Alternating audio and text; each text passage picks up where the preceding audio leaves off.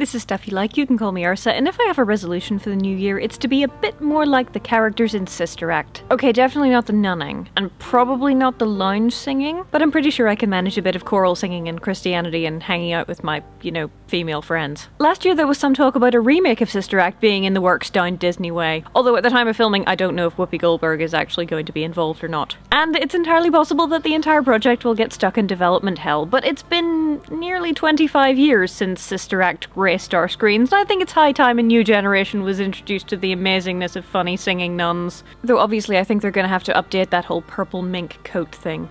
So did True. But Sister Act is a really fun movie and I love it, so I'm cautiously optimistic. And the screenwriters who are supposed to be on board with the project have Legally Blonde and 10 Things I Hate About You to their credit, so cautious optimism. But anyway, the plot of Sister Act, it goeth thusly. Dolores Van Cartier is a lounge singer in Reno. Her married boyfriend is a mobster, and Dolores walks in on him having a dude straight up murdered in his office. As you do. To keep her safe until the trial, the police put her in protective custody. In a convent. But even itchy, tight-necked, old-fashioned Carmelite habits can't keep Dolores down. Oh no. She energizes the convent, takes over the choir, and the nuns jump at the chance to get out in the streets doing good and all that. Which apparently isn't a Carmelite nun thing, it's a sister thing, but I don't know. The mob are still looking for Sister Mary Clarence.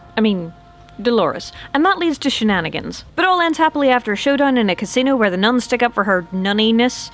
The random police dude gets there in the nick of time, and Dolores proves that her time in the convent has actually taught her stuff about faith and hope and love. Bless you. And then the choir performs for the Pope. Yay, the end. When we meet Dolores at the start of the film, she's a lounge singer. Ooh, the glamour, except nah, not really. She's also in a somewhat unsatisfying relationship with the mob guy who is self-evidently a really awful person. Even if Dolores doesn't know about the mob thing, he's still very obviously a jerk who is cheating on his wife with her, and she doesn't really seem to care. Well, up to a point. Because the reason she finds out about the murdering is because she is on her way to dump him. There are apparently limits that Dolores' self-respect will not tolerate, and Connie the Rock. His wife's coat. The man gave me his wife's coat. Yeah, a gift of your married lover's wife's coat seems to be one of them. She's not sure where she's going or what she's gonna do when she dumps him and thus has to leave her job, but she's going anyway. And then so we take this very active character, this character who likes to be doing things, to be in charge of things, and we put her amongst a bunch of people whose entire existence is dedicated to taking orders from someone else entirely, whose entire lives revolve around service to God and contemplation and prayer, and, to Dolores' eyes at least, not really doing that much. All these people do is work and pray, that's all they do. Hence that all, let's get out there and do things and meet the people plot. Although this does kind of mess up how actual nuns work, but Dolores has a really profound effect on the nuns. Mary Clarence, it is one thing to rabble-rouse, to sweep into town and declare a holiday. But being in the convent for less than 2 months has an equally profound effect on her. And what is it about the convent that ends up changing Dolores?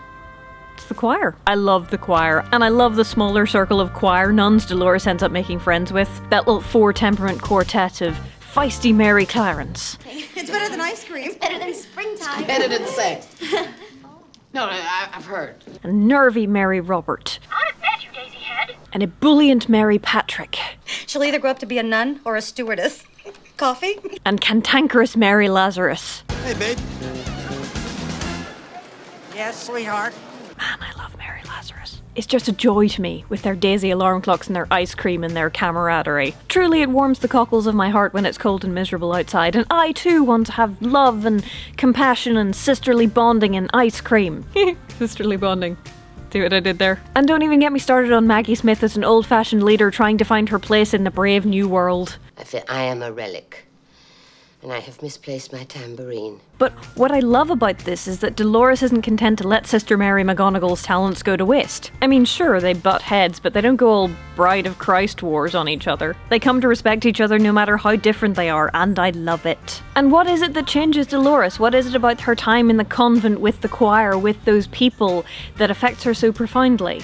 Love. Not romantic or sexual love, but the deep and abiding care and respect and friendship that the nuns have for her as a person, and their utter devotion to loving her and doing good and serving God and all of that stuff. The movie revolves around Dolores and the nuns and the relationships that they have with each other, and, no nuns fall in love with random dudes, and for this I am profoundly grateful. I would tell you that this movie passes the Bechdel test, but duh. Sister Act is all about women having conversations with each other about their callings and God and helping people in music and, just whatever. Dolores gets thrown into a place with a bunch of women with whom she has nothing in common. Or does she? I mean, like Dolores, the choir actually aren't that good at singing either. It's not their amazing singing skill that attracts attention, they're mostly quite average. It's their novelty and their enthusiasm and their sheer zest for life that does it. That being said, the music is indelibly earwormy. But as much as the music is indelibly earwormy, it's the relationships that I watch for more than the singing. Gosh, I hope they don't screw that up if they do a remake. But hey, even if they do, we will always have Whoopi Goldberg. So happy New Year, everyone. Go in peace and love and all of that good stuff. Be good to each other, don't forget to like, share, subscribe and or Patreon, and I will see you next month.